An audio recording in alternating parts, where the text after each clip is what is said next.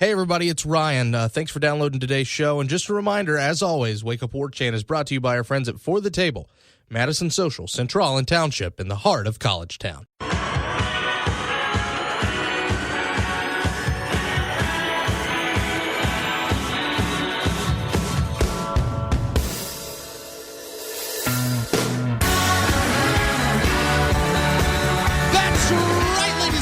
From Tallahassee to Thomasville and from coast to Atlantic coast, it's time to Wake Up War Chant here on 97.9 ESPN Radio, and it's a very happy Friday, July the 21st to you and yours. You're currently listening to the voice of Ryan Kelly. I'm the director of digital media at warchant.com. Of course, Drew's on the other side of the glass. How are you, sir? I'm doing well. How are you? This is great because this is Friday, and this is a very good Friday show, and there are just certain times, and I feel like it translates to radio too, but we all do this, right?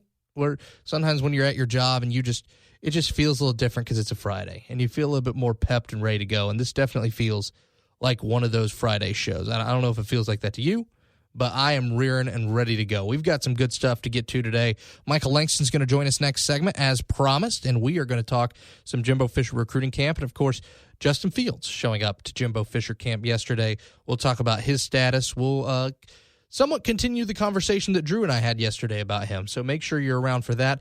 And then I promised, we were talking about this is a time of year where, you right before football season, but you're still in somewhat of a dead period. You're looking to talk about stuff. So, we like to have Asher Wildman on when we talk about golf majors and big major tournaments. And little did we know that a certain Florida State Seminole would be leading the pack after day one. Of course, day two going on right now. But it's Brooks Koepka in the lead after the first day of the Open tournament. So we'll talk to Mr. Wildman about that, state of college golf, and a couple other interesting topics. So I'm sure you'll like that. We've got a packed show for you today. And, well, our opening story is pretty fun, too. But first of all, thanks so much for waking up with us here at 6 a.m. on 97.9 ESPN Radio, or, of course, the streaming devices, the WTSM app, the TuneIn Radio app, however it is. Thanks so much for doing that. radio@warchant.com is the email address, at Wake Up War Chant's the Twitter account. And then there's our podcast on iTunes, Podcast Republic, all those different places. Rate and subscribe us if you like the show, and we thank you so much for that. And then, of course, as always, Wake Up War Chant is brought to you by our friends at For the Table, Madison Social, Central, and Township. So, as I mentioned a little bit earlier, it's kind of a dead period. It's one of those things where, we're going to talk recruiting, but outside of that, not a lot of Florida State news happening this week. And, when you are quiet right before fall camp, no news is good news, right? Unfortunately for Ole Miss, there is no news. There is most certainly news yesterday when Pat Forty, of all people, drops the bombshell of a tweet that, hey, guess what? Here soon, Ole Miss is going to make a decision on if they're going to fire Hugh Freeze or not because they have found some things, should you say. Quote, explosive new information is actually how Pat Forty put it. And now, Hugh Freeze of Ole Miss, a little bit later on in the day, had to resign. They held a press conference at 8:30, 7:30 Central Time, of course, where Mississippi is. And, well, turns out that Hugh Freeze may or may not have been calling some escort services. That is the claim. That is the allegation against Coach Freeze. And it's eventually enough for Ole Miss Chancellor Jeffrey Vitter to ask Hugh Freeze to resign. Hugh Freeze gave his resignation. Matt Luke is going to take over as the interim head coach there, and there is actually some speculation from our friends over at our rival sister site that Matt Luke, who was in the running for the South Carolina job a couple years ago, turned it down because he thought a day like this might be coming.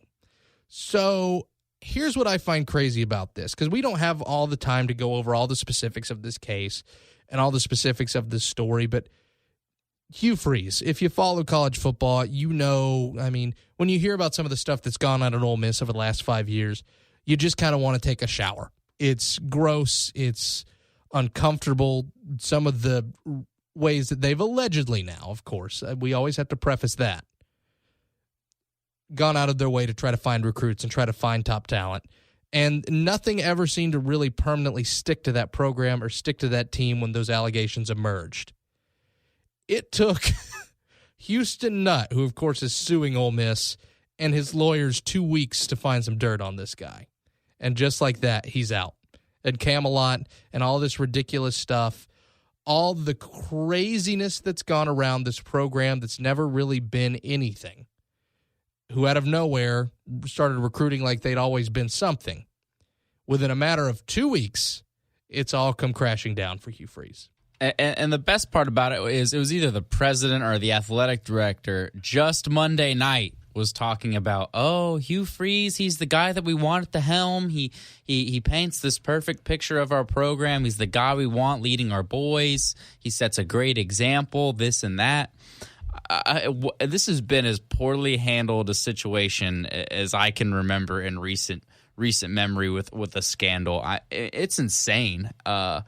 And the fact that you have to know that Ole Miss was probably sitting on this stuff all along and knew about it is something that's even worse. And I don't know if you've seen all the there's been a lot of, regarding Ole Miss and recruiting, there's been a lot of Cam Akers jokes thrown their way.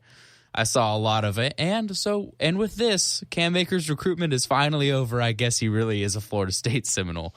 It's just been what a crazy day. Obviously, no one saw this coming. It was super out of the blue, but we did just talk about it, ironically enough, a day or two ago about how we really thought he was on the hot seat, and it could be any day something like this could pop off. Well, it popped off, and it's over. And it's kind of crazy to believe that all this happened once again and I'm reading from Mark Schlabach's story here on ESPN.com. Quote, USA Today reported Thursday that Freeze made a 1-minute phone call from a university-issued phone to a number associated with a female escort service. The number was found during discovery related to former Ole Miss coach Houston Nutt's civil lawsuit against Ole Miss and Freeze, which was filed in federal court last week.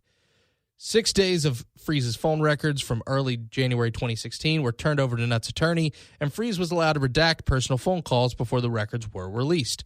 Freeze failed to redact a 313 area code in question, which just so happened to be a Detroit area code, but it traces back to an escort service in shady Tampa.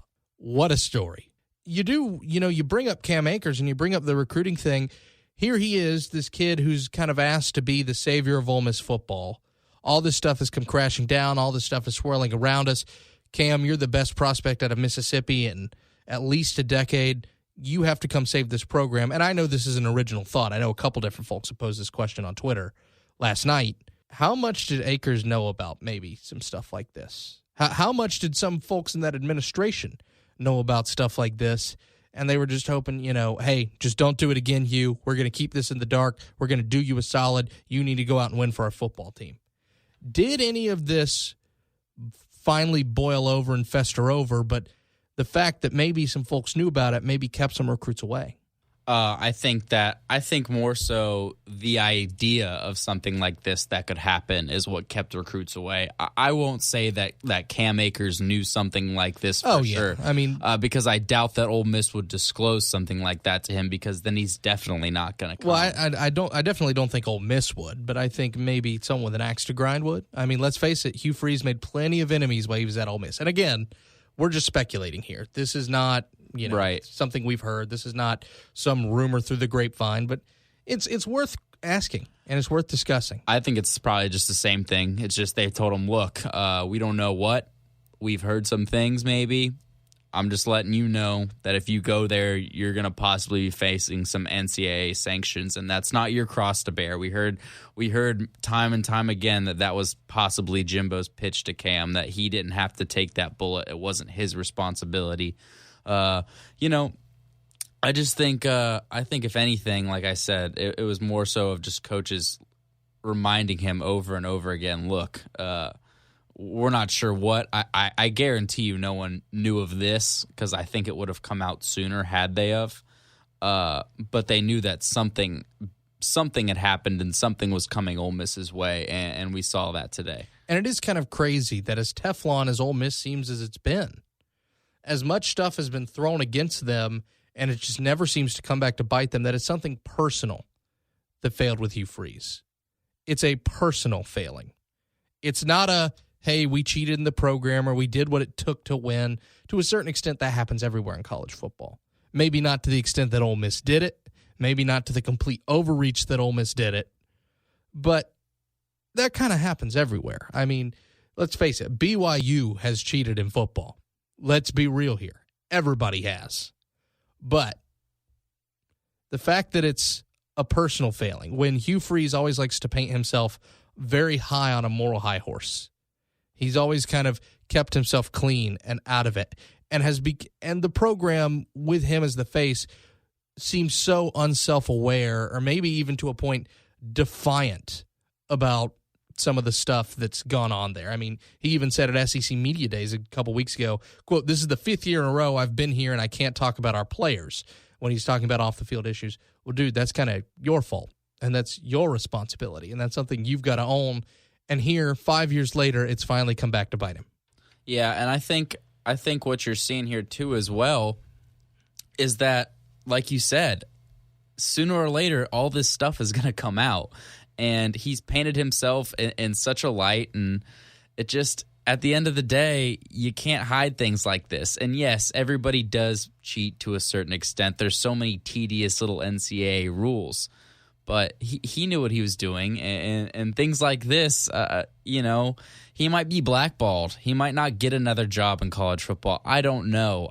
I certainly, you don't see things like this every day, so there's not a lot of cases to put it up against. But it's just, where does Ole Miss go from here? Where does their program go from here? Because, to be honest, this is more of a personal issue. This doesn't have much to do with the NCAA. Now that their coach is gone, they're still facing heavy NCAA sanctions for whatever else is going to come out. So now, not only do you not have Hugh Freeze, you're facing more sanctions. And I know we rip on Florida a lot on this show because it's fun and it's easy. But if there's one thing that they did right, is a couple years ago when they were looking for a head coach and everyone thought that Hugh Freeze was going to be a candidate, he was never a candidate for that job. And I can't help but think it was for reasons such as this, that they knew something about him was off or wrong, which I think to a certain extent everyone did when Ole Miss started bringing in top 5 recruiting classes every year. College football is a neighborhood of glass houses, and it just so happens that Hugh Freeze hit his own glass house with a large freight train, and it's finally over. It's kind of disappointing because, you like making fun of it. You might poking and prodding at it, but it's over. We move on. We catch up, including with stuff that happened last night. This, ladies and gentlemen, is Why You Were Sleeping. Hello. Good morning. Wake up. Wake up. Wake me up. Good morning. Good morning. What happened last night? All right, first of all, this is not necessarily a score from last night, but yesterday the ACC released future conference basketball opponents for the 2017-2018 season. Here's how it goes for Florida State. The teams that you're going to get a home-and-home with are Miami, Clemson, Louisville, and Boston College. Florida State at home is going to face Georgia Tech, North Carolina, Virginia, Pittsburgh, and Syracuse. And on the road, they'll go to Cameron Indoor Stadium to play Duke. They'll go to Winston-Salem to play Wake, Raleigh to play NC State, Blacksburg to play Virginia Tech. And then, of course, they will go to South Bend, Indiana to play Notre Dame. Major League Baseball last night, only time for a couple scores. Kansas City big over the Tigers, 16-4 in KC. Baltimore beats the Texas Rangers 9-7 inside Camden Yards. 8-6, Toronto goes to Fenway and takes the game from the Red Sox. 12-2, it's the Arizona Diamondbacks all over Cincinnati at Great American Ballpark. 4-2, the Buccos win at PNC over the Milwaukee Brewers. And finally, it's the Mets staving off the Cardinals at Citi Field, 3-2. When we come back, Michael Langston's talking some recruiting. And you know what? I think we'll ask him a little bit about some of this Ole Miss stuff as well. It's Wake Up War Chant on 97.9 ESPN Radio.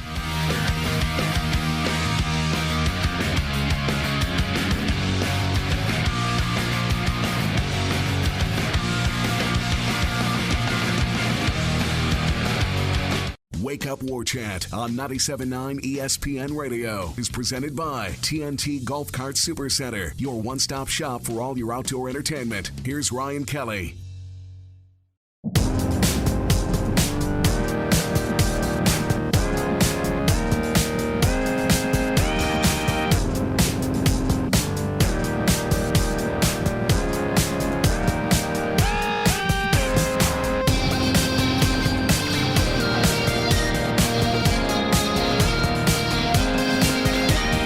Welcome back to Wake Up War Chant here on 97.9 ESPN Radio. Of course, Jimbo Fisher camp coming in strong, second high school camp of the year. And Not to mention a guy who may or may not have been infamous for his somewhat shady recruiting practices. I guess, resigning is the technical term for what happened to Hugh Freeze at Ole Miss. But, of course, the guy who's going to help us all break it down, he's the senior recruiting analyst of WarChant.com, Mr. Michael Langston. Michael, what's up, my friend?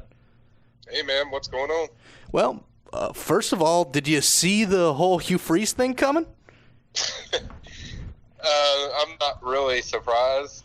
I'm not going to say known cheaters or anything, but when you're sitting there bragging about telling people to come investigate you and come look at you, and then what do you think they're going to do? They're going to come investigate you because you're basically throwing it in their face like you're some squeaky clean guy, and it's just it's really pathetic. What it is. Well, I think the funny thing is, and I know I talked to this with Drew in the segment before, it's so funny that of all the investigations, of all the things, of all the different things that have come at Ole Miss over the last 4 years since Hugh Freeze has gotten there in 2011, it's Houston Nutt that ends up bringing him down. The irony in that is so sweet. Yeah, it's there's a lot of irony to it, and I don't blame Houston Nutt for wanting to stand up for himself, because the guy was basically trying to rip the guy apart. And I'm not saying Houston Nutt's some perfect angel or anything, but he was basically putting all the blame on him and not taking any responsibility for it. And to be honest, that's pretty much been Hugh Freeze's mantra for most of his career. It's like, oh, we're not doing anything wrong. It's got to be somebody else's fault. Yeah, there's been a lot of pass of the buck at Ole Miss over the last couple of years, and it is kind of interesting to see the way that it's all ended there. But, of course, we didn't bring you on to talk about the Rebels. We brought you on to talk about Florida State's second high school camp. Now, for recruiting newbies or recruiting amateurs, Michael, there's always considered one camp that's kind of the big camp and one camp that's kind of the okay camp. Is Camp 2 the big camp, or is it the okay camp? Well, I think both camps are actually – a lot of it, what it's about is about, evaluations of kids that you've never seen. So I think what you get in the second July camp is you get more star power of guys that fans actually know about, like, the Jalen Waddles and, guys like that. Guys like, top prospects like Justin Fields, guys like that. You get a lot more of those guys for the July camp than you get usually for the June one, because face it, the fact is with their schedules, a lot of times the kids are doing something in June. You got the opening, you got all these different things going on. So a lot of times the schedule fits better for July. When FSU has their camp, they're usually doing their camp before all these big shindig things that all these team schools do, like Dog Night and FNL and all this stuff. So the month of July, the way they work it, just fits better for the kids as far as travel. And to be honest, a lot of kids want to go, in July. It just fits, their plans of what they do. And I think it's just the way it works out. I mean, more than just anything particular besides the, comfort of travel.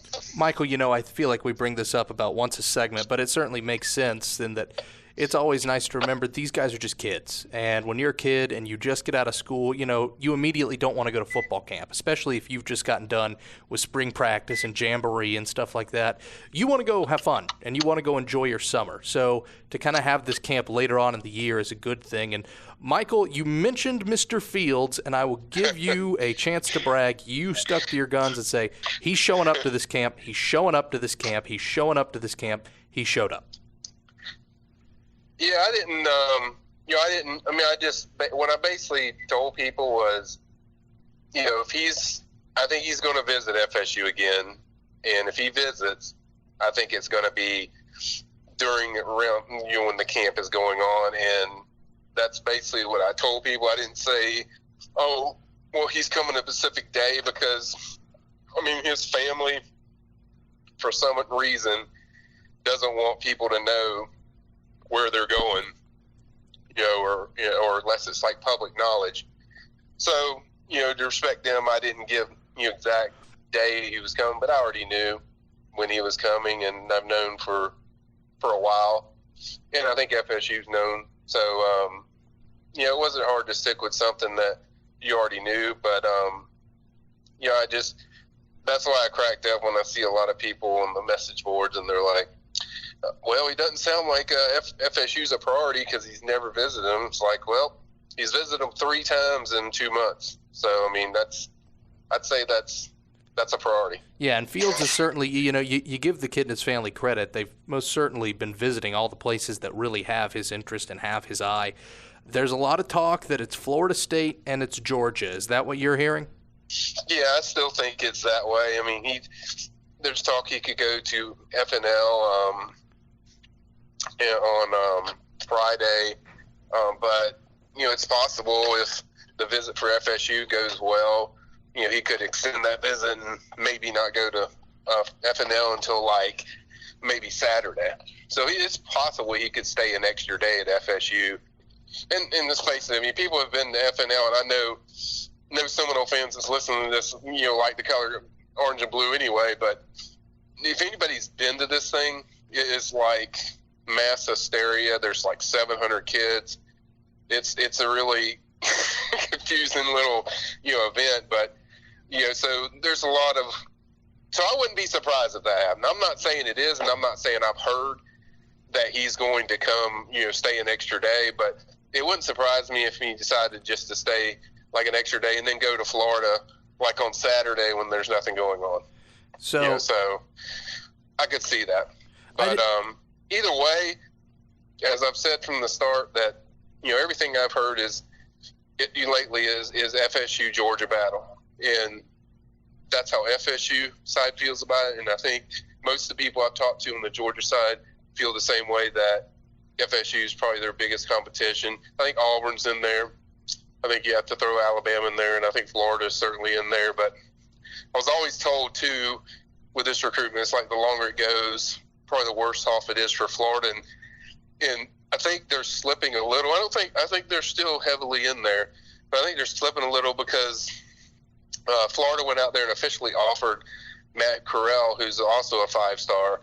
And at first they told Justin Fields, we're not recruiting any other quarterbacks. And then comes out they were, and then they officially offer him.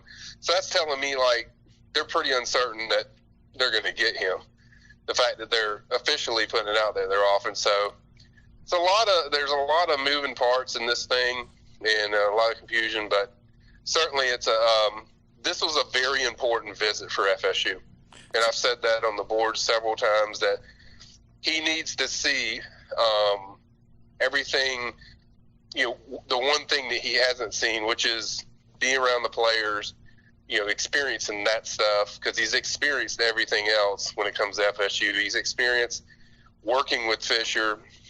He's experienced, seeing what the campus is like. He's experienced all that stuff. Now he has to be around the players so he can get that comfort level. And this is very important because he did that at Georgia, and I think he's done that at a few other places. So I think it was very important for FSU to get that time. He arrived at 5 o'clock on Thursday, probably going to, staying through the night, obviously, doing some stuff in the evening with the other players, and then spending more time with them in the morning the next day, and then probably the afternoon, and then make a decision if, they'll go or not. But either way, as I just told somebody on the board, it's about the substance of the visit. It's not about the time you have. It's about what you get out of the visit. And that's the main thing that FSU is hoping to focus on. And, Michael, I think the other thing is, and Drew and I were talking about this on yesterday's show, this is a Kennesaw kid. This is a kid that's not too far away from Athens. Of course, the hometown Georgia team that's has a shiny new head coach and has recruited lights out is going to be on the radar. I think for Florida State, and you can correct me if I'm wrong, because, of course, I'll defer to you on just about anything recruiting, this is, to me, also about Florida State convincing him this is a better fit for you no matter what the hometown crowd says. Yeah, I think from a fit standpoint, and Justin's even said this, that FSU, he even said FSU and Penn State were the best fits for him. I think he acknowledges that FSU is probably the best fit when he looks through everything, but he also sees that Georgia's trying to change their offense up to fit what he wants to do. And that's also intriguing. That's also something that he likes and is comfortable with.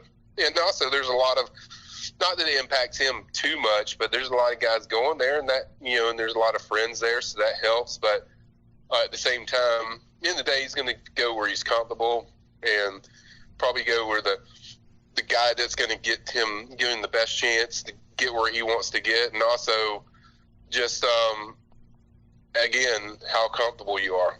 Whether that's comfortable at being at home and getting a home cooked meal from mom, or being comfortable with the guy that puts a ton of NFL quarterbacks in the NFL. One more question. I promise we'll move on from Justin Fields finally, Michael. How much longer do you think this thing goes? Well, I mean, the fact that he's taken so many trips makes me think this is probably going to go into the season, even though he's hinted that he could decide in like August. But when you take more visits, that puts more confusion into the situation, because then you see, well, I'm comfortable here and I'm comfortable there. So it's like the more trips he takes, like the more it's going to cause more, conflict. Although, a lot of people think he's going to decide in August, but I think there's a little better chance that he maybe pushes it into, the regular season and, takes probably 3 official visits and then maybe something during the season, something like that. I mean, I think he would rather get it done before the season, but when you take all these visits, it kind of complicates things, in my opinion. Michael, before I let you run, of course, did want to ask you, of the other folks who've made it to Jimbo Fisher camp, who's the big guys, who stood out, and who do you think? I know you wrote a couple days ago about the guys that you think are close to pulling the trigger on FSU. Where do you think they stand? Yeah, I think Warren Thompson was obviously very good on Thursday. I think he had a really good camp. He was really phenomenal. Wasn't a lot of offensive linemen that I noticed that really just jumped out at me. Running back had a 2020 kid that was pretty good, but didn't have a lot there. And then there was some pretty good DB. Most of the talent though is a lot of young kids. I didn't see a lot of, like, probably the 2018 guys that I liked were Shannon Tyndall, who got an offer from FSU today. He's a 2018 linebacker. And then also, as I mentioned, Warren Thompson, I think he was very good. But I'm trying to remember the big guys that were there. Obviously, Jalen Waddle was there and took a 2.5 day visit there. I think everything went really good there. I think it's people will read our mill later, but it's probably, I think people assume that it's like FSU, Texas A&M, but I think it's more an FSU-Alabama battle, and I think he leaves the state based on what I hear. And I think FSU's in pretty good position right now. I think things are looking pretty good as far as that goes. Besides that, really, I don't think I think that was the main one with Justin Fields being there, and then obviously Shannon Tyndall, who I covered. We'll have to wait and see how that one goes, because they just offered and we don't know, just how that's going to shake out right now. But I think those are some of the main guys. A lot of the guys are really high 2019 guys, which we covered in the mill Wednesday, which we really touched on, that they're setting themselves up for a really good 2019 class. So I think it mostly is about 2019 more than 2018. And, of course, Michael, camp wrapping up over the next day. If you want to know more about this, you can hop on the Premium Recruiting Board. And if you're not a member, WarChant30, that's a promo code that gets you 30 free days to the WarChant message boards and, of course, all of our premium content that you do. Michael, thank you very much, my friend. No problem, man. All right, folks, Asher Wildman joins me to talk a little golf after this. It's Wake Up WarChant on 97.9 ESPN Radio.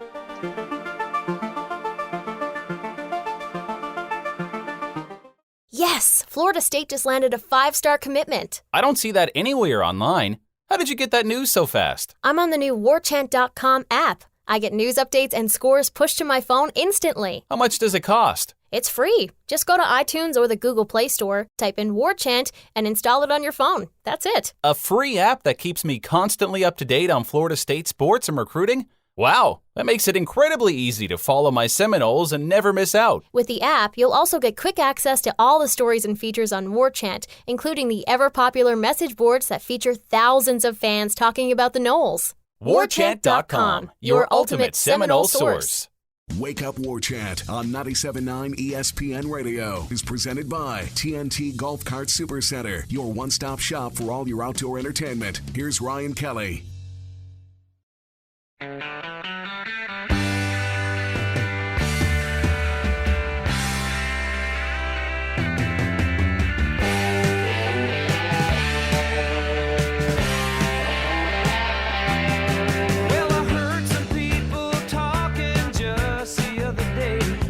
Welcome back to Wake Up War Chant on 97.9 ESPN Radio. There's a good chance that some of you are waking up at a time you usually don't, to maybe catch some tee times of the British Open. And, of course, at the time that I'm at least talking to Mr. Asher Wildman, the sports director at WCTV, it's Brooks Koepka who leads the British Open.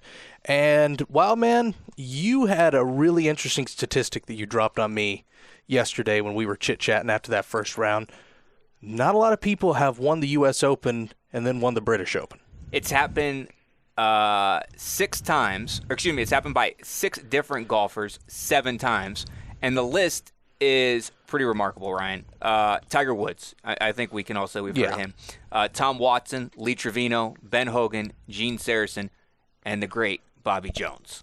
That is it. Those are the only golfers who have won a U.S. Open and the Open Championship in the same year.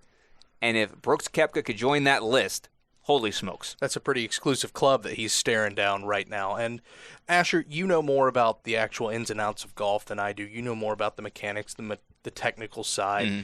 What's working for him right now? Because he just has been on a tear that you don't really see much of. So when Brooks Koepka got to the tour, he was known as just a bomber. He could hit it a long way, but he couldn't really do anything else. In fact, his first year, he was one of the worst in hitting greens and regs. But now, not only is he hitting greens and regs, but even you saw him around with the Open Championship, he is scrambling. He is scrambling his tail off. I mean, he holed out from on 17, which was a par 5 for an eagle. He had an up and down. I don't know if people saw it on the 14th hole. He chipped from the rough, and he put it into a sprinkler head, which we've all done at some point on some golf course.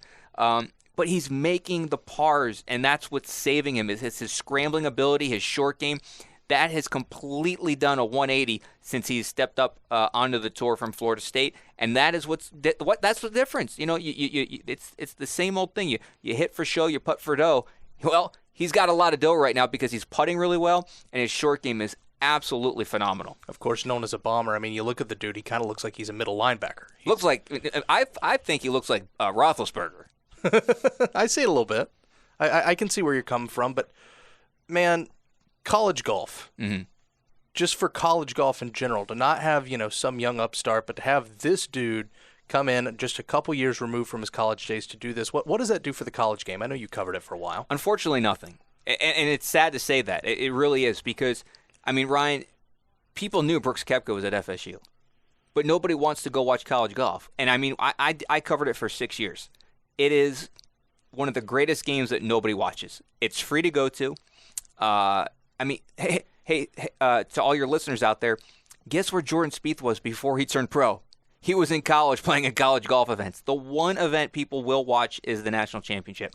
FSU hosts a tournament every year out at Southwood. Other than parents, nobody goes and watches it. Why? It's free. It's open to the public. All you got to do is park your car and walk out to the green. And a lot of these guys at these power programs are the stars of tomorrow. They are. If you think about it, Justin Thomas was at Alabama a few years ago. Ricky Fowler came from Oklahoma State. Jordan Spieth came from Texas. Brooks Koepka, Daniel Berger were at FSU. Those are the stars of today. Dustin Johnson, you could have walked up to Coastal Carolina event, seen him play. Webb Simpson, Wake Forest. You can name the guy. I'll tell you, I've seen him play in college golf, but ain't nobody go to see him. That is the problem with college golf. It doesn't get...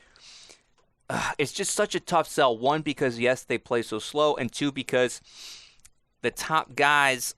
There's just not many top guys. You go to a college golf event with 15 teams, probably one of those maybe is going to make the PGA Tour. So you got to roll the dice on an afternoon, but it is something that definitely is not appreciated enough as college golf because these guys are phenomenal golfers.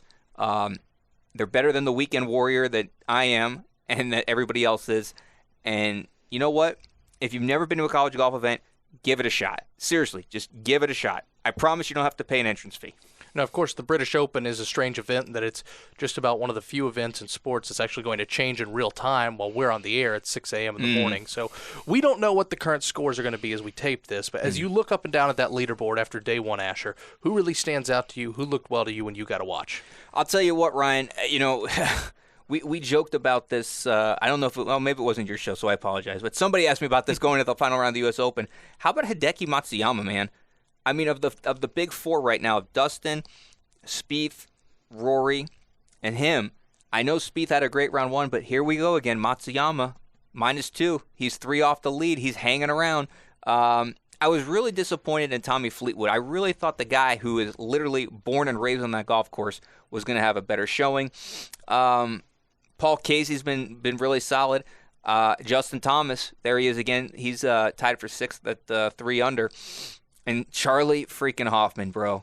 That guy drives me crazy, and he drives every one of your listeners that does fantasy golf crazy, because he will make you think you're going to win, and then he'll find a way to break your heart. Or he's that guy that sneaks into your top 10 and knocks you out of the money in your fantasy golf games. Charlie Hoffman, he's Thor without the hammer. So I did want to ask this, because you mentioned Jordan Spieth as a guy, and I haven't been able to pick your brain about golf much lately, and I did want to talk to you. Rory McIlroy, there's been a lot made about kind of his decline. And even when he was at the top of his game, it was very, very highs and very, very lows. You're kind of seeing that with Jordan Spieth now. But why do you think it's so hard for guys to have consistency on the PGA Tour? I think they hear too much. I think they listen to too many people they don't need to listen to. Perfect example, Rory, he had the whole... I think when Rory made his first equipment change, it totally messed him up. He changed his equipment when he didn't need to. Why would you change your equipment? I mean, I know why he did it. He got a very big contract from Nike. But the point was, why would you change something like that when you were, at that point, the best in the world? He hasn't been the same since. Jordan Spieth, somebody told him once, hey, you need to change your putting. Why? He won the Masters with the putting stroke he had. He then won a U.S. Open with the putting stroke he had. He was like 1 or 2 shots away from winning the Open Championship that year. But people tell these guys to change things. Golfers are the worst when it comes to this stuff. The psychological ability of the average golfer is, you'd be shocked, Ryan. The guys that stick to the routine are the guys that succeed. Look at Brooks Koepka right now. He made a change that he needed to make. He got better. The short game, it was not working. His up and down, his putting, that is now a strength of his. But it was something he needed to improve. Nobody told him, hey, change your tee shot. Change how you hit a 3-iron. Brooks Koepka got added to what he needed to add. Jordan Spieth and guys like Ricky and all these guys that do these tinkering things, what are they doing? There's a reason why you're already good. Why would you change something that doesn't need to be adjusted? Yeah, you might have one bad week, but then golf, you start over the next week. So I think it's just psychological. They get in their heads. They think they need to change something. They don't. I mean, here, perfect example, Ryan. I know you're not like a golf nerd like me. Tiger Woods. Last I checked, when his father handed him off to the PGA Tour, Tiger Woods was pretty good. Since Earl Woods, he's had Hank Haney. He's had Butch Harmon. He's had that guy in Orlando with the glasses. I can't think of his name right now. Everybody in the world has had their hands at Tiger Woods. But last I checked, when he got to the PGA Tour with Earl Woods, his dad, he was pretty darn good. Yeah. So why change? Why did he think he needed to change? I leave you with that. All right, let's get back to Brooks, because I know we got to wrap it up here and you got to get on your way. But for Brooks Koepka to win the British Open, he has to do blank. He has to have a hot putter. It's not a driving course. You don't have to bomb it. The most fascinating thing about the Open Championship is you can hit bump and runs from 180 yards out. You can putt from 50 yards out. You just got to have a hot putter. You got to have the short game. It's not all about bombing it at the Open Championship. Wildman, one more question before I let you go. Who do you think wins this thing at the end of the day? Boy, I would really like to see Koepka win it. I really would. Matt Kuchar at 5 under 2, he just never seems to do it. I am going to... The heart in me wants to see Koepka do it. But... Well, just history in general. History in general. But I'm going to go with Matsuyama. Okay. He's just been banging on the door of winning a major. I think Hideki Matsuyama is going to get it. But I want Koepka to get it. All right. Yeah, well, of course, because you have something to talk about in a newscast in late July. Absolutely. But anyway, Wildman, I know you got to run. I know you're busy, but thanks so much for taking some time with us here. You got it. More on the other end. It's Wake Up War Chant on 97.9 ESPN Radio.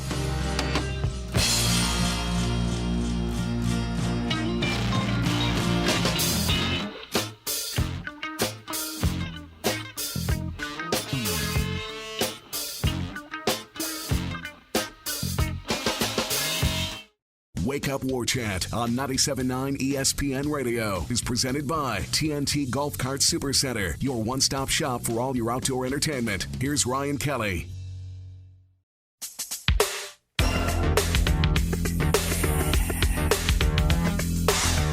Want something done? Gotta do it yourself. Putting a bow on it here, Wake Up War Chant 97.9 ESPN Radio, brought to you by our friends at For the Table, Madison Social, Township, and Central. And speaking of them, they got a lot of stuff going on this weekend. First of all, Saturday, if tequila is your thing, well, Madison Social's Tequila Crawl is going on well. And the actual date for National Tequila Day is Monday, July 24th. But since that would maybe be a little irresponsible, maybe a little different, Saturday, July 22nd, if you start at Central, you pick up a crawl card and order a margarita pizza, well, you head to Township, and then you get a Tequila Me Softly beer cocktail. And then you finish the crawl at Madso, where you get your beer garita. You're going to get yourself your Tequila Me Smalls. I get it. I like it. Pint glass, which you can keep as a reward. First 144 people to finish the crawl are going to get that. So if you like tequila, that's your place to go. And then, of course, Sunday, have some family dinner with your friends over at Madison Social, Township, and Central. Sunday night, it's Knoll Family Dinner. You can go over there and, well, if you're a family with kids under 10, you're going to get yourself a free kids meal with every adult entree you purchase. And if you don't have kids, well, they got you covered too. It's a free select appetizer for the table with any entree any entree purchase. It's limit one appetizer per every two people. Again, Sunday from 4 to 10, maybe a little bit more relaxed. Maybe if hard drinking is not your thing, the folks over For the Table have you covered there as well. A couple months, O.J. Simpson's going to be a free man. How about that? Did you ever think you would see the day, Drew, where O.J. Simpson saw the light of day again? I mean, we all know how most of us feel about the first time he went to trial. Yeah. I don't know if that would offend anyone. I'll just, I'll imply how I feel, I suppose. Well, everybody's got a thought on that. Right. There's certainly one way of putting that. And I think for the most part, most people's thoughts fall with your line of reasoning. Right. And when I saw the sentence that was handed down to him for the sports memorabilia, obviously it was a little harsh, but it kind of felt like, you kind of got what was coming to you, pal. I mean, you should have just laid low the rest of your days, but you couldn't.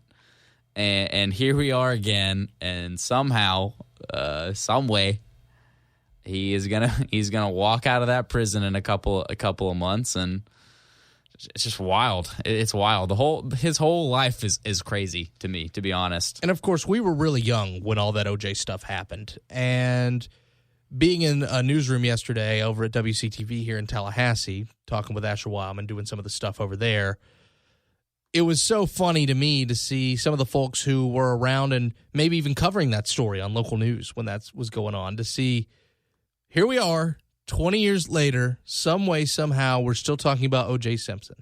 And we're not talking about him in terms of, him being a football grade or his career at USC or with the Bills or anything like that. We're still talking about, man, O.J. got off the hook a little easier than maybe he should have again.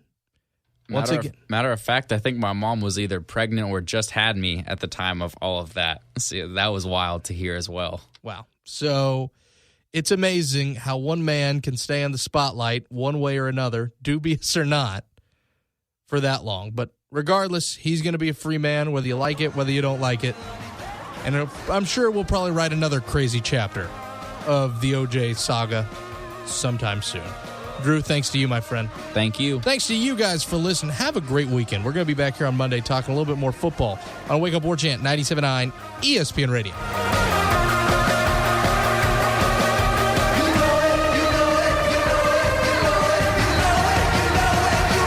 be back before you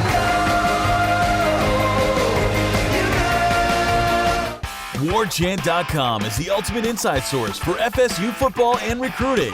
And now you can get in on the action for free for an entire month. WarChant.com is offering a risk-free 30-day trial subscription. Get full access to the #1 website covering the Seminoles just by entering the promo code WarChant30.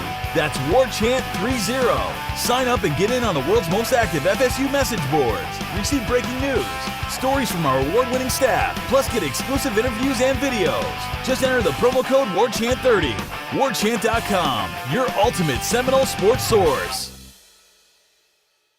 Hey, thanks for downloading today's show. If you haven't already, why don't you rate and subscribe us? We certainly do appreciate it, and of course, we appreciate you listening anyway, so just go ahead and click that right there. You know you want to. Come on. Come on. Thanks again for letting us do the show. We love giving you all the football, basketball, baseball, recruiting, all year round. Not just football season, not just spring practice, but hopefully giving you the freshest and newest FSU content every day. Thanks, guys.